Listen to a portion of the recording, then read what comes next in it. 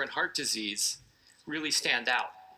But the thing I want to point out about this overall, the things that kill us today, are as opposed to that list from 1900, where if you found out that you had one of those things before you died, as opposed to this going on a death certificate post-mortem, you probably had hours or maybe days to live.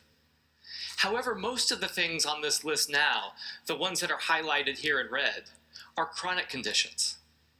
If I get a diagnosis of one of these, it's likely not something that's going to kill me right away. This is the big advance in modern medicine, is many of these things that would have killed us before, we can now live with for weeks, months, years, sometimes for decades. So this has a dramatic impact on who we are as a population. Again, living 30 years longer is a drastic difference.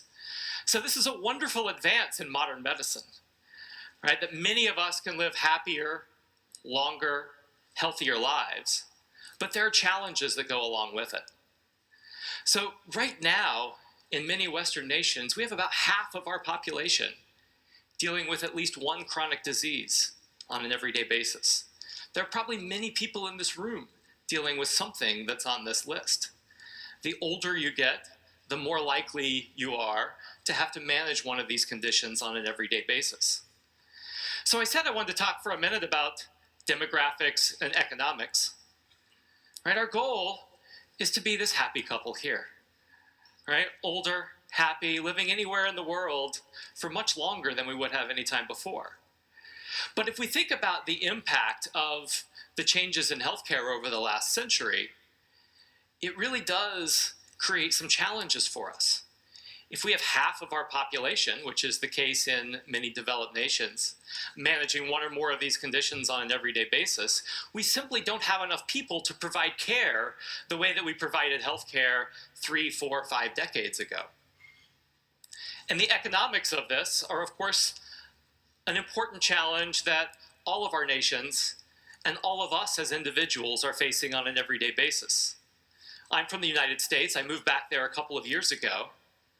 And we're spending over $3 trillion a year in the US on healthcare.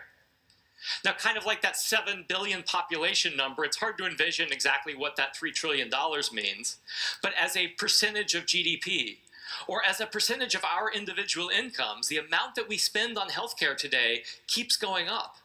And largely because we're dealing with more and more of these chronic conditions. So there are enormous challenges facing us today in being this happy, older couple that lives well into our 70s, 80s, 90s. We have a fairly young crowd here. Hopefully by the time many of you reach this age, we're talking about 90s, 100s, 110s that we're living to in a fairly happy, healthy way.